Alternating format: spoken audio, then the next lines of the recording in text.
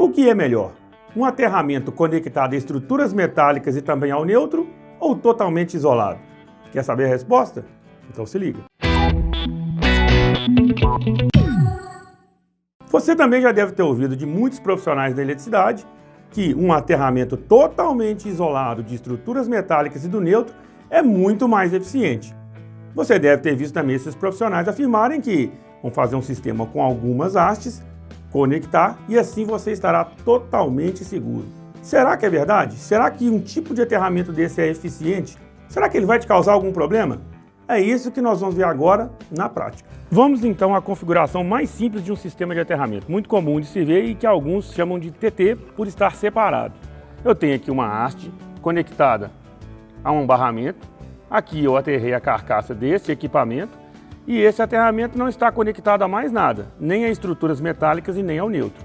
O que são esses barramentos com estruturas aqui? Essa estrutura 1 está conectada a essa outra haste aqui que não está conectada eletricamente. Aquela está simulando uma estrutura que está enterrada no solo. E eu tenho ainda essa segunda estrutura que está na divisa da edificação. Então não tenho nada equipotencializado, ou seja, não estão conectadas, também não está conectada ao neutro. Feito esse sistema, eu tenho aqui o meu disjuntor termomagnético, eu vou pegar aqui a fase que alimenta, vou ligar o disjuntor, seria a fase que alimenta uma máquina de lavar ou uma geladeira. Então, por que o eletricista fez esse sistema? Julgando que, ao conectar agora essa fase na carcaça, por uma falha do equipamento, eu vou ter um curto e o disjuntor pode atuar, eliminando assim o risco da pessoa tomar choque. Porém, se eu conecto com esse sistema, não há o desarme do disjuntor.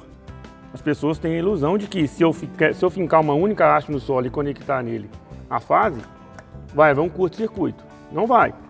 Por que isso não acontece? Eu vou conectar direto agora. Vou deixar conectado direto, vou pegar um amperímetro, multímetro aqui, vamos ver como é que está a nossa corrente aqui, se tem corrente circulando por aqui. Além de não haver o desarme do disjuntor, eu tenho ainda uma corrente de 1,3 amperes. Estou gerando ainda consumo para essa pessoa. O que mais que eu causei aqui? Eu vou pegar agora o outro aparelho, para vocês acompanharem a tensão.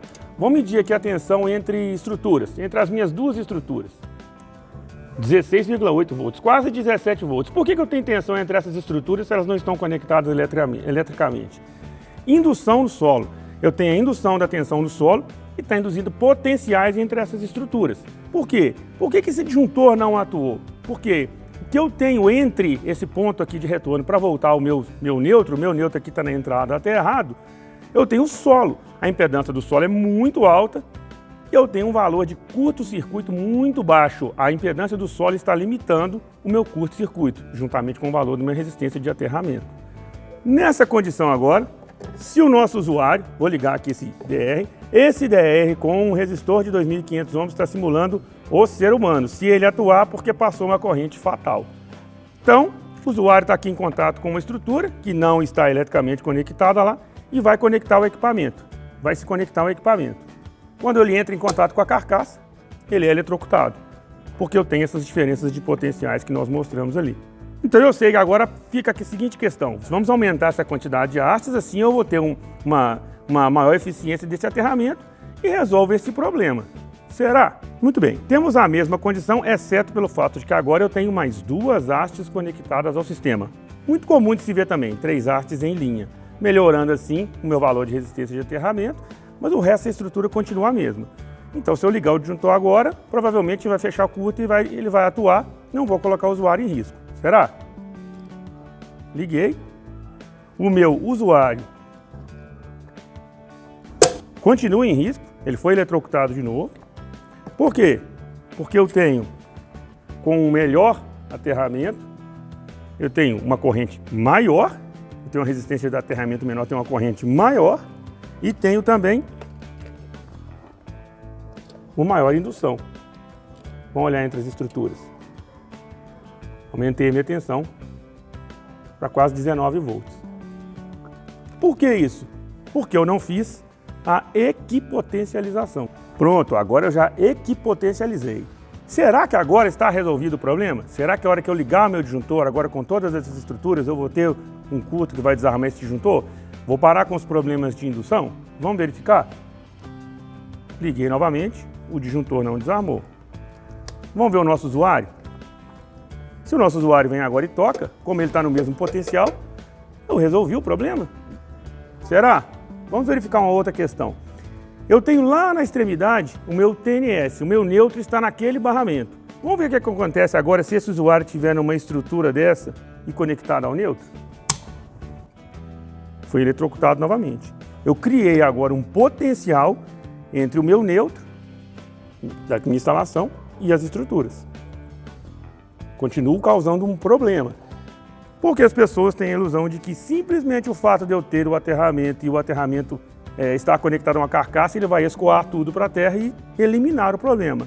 A norma é clara com relação à proteção contra choques elétricos. Uma delas é equipotencialização e seccionamento automático da instalação. Eu preciso ter o aterramento para fazer essa equipotencialização, mas eu preciso de um dispositivo que detecte essa falta, essa fuga para a terra e seccione automaticamente a instalação, para não deixar meu usuário em risco. Quem faz isso? O DR. Vamos ver agora como é que ficaria essa situação com o DR? Agora eu tenho o TT verdadeiro. Teria, por exemplo, a minha alimentação aterrada num outro eletrodo, tenho esse sistema de aterramento equipotencializado e protegido 100% pelo DR. Nessas condições, se agora o meu equipamento, eu tiver um contato da parte viva com a carcaça do equipamento, o DR atua. Por que ele atuou? Ele atua com correntes muito menores, que é o nosso caso aqui. Por isso ele é obrigatório 100% em sistema TT.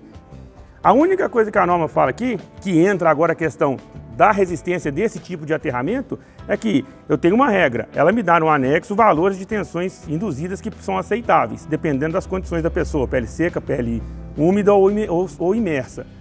E ela me fala o seguinte, eu tenho que pegar a minha resistência do aterramento, tenho que multiplicar pela corrente nominal em amperes do meu dispositivo de seccionamento, aqui no nosso caso 0,03 amperes, os 30 miliamperes. Esse valor não pode ser maior do que as tensões induzidas permitidas pela norma. Assim eu estaria protegido. Esse seria um sistema TT. Tem vantagens de se utilizar um sistema desse? Em sistemas residenciais não se vê muita vantagem. Dê preferência para sistemas TN, que é o que nós vamos falar em outros vídeos. Onde seria útil um sistema desse? Vou te dar um exemplo. Eu tenho uma alimentação em um local e essa alimentação vai a 100, 200, 300 metros de distância alimentar uma bomba, por exemplo, trifásica. Eu teria que levar as 3 fases e para não levar o condutor de proteção dali até esses 100, 200, 300 metros, eu aterro a alimentação, vou lá depois na minha carga que está distante, faço um novo sistema de aterramento lá, equalizo, equipotencializo e utilizo o DR. Assim, eu estaria dentro das normas. Então, fica comprovado aqui que muito melhor do que você seguir muitas vezes mitos, aquilo que uns profissionais vão passando para outros sem fundamento, é seguir as normas. Tudo na norma foi pensado e tem uma razão de ser.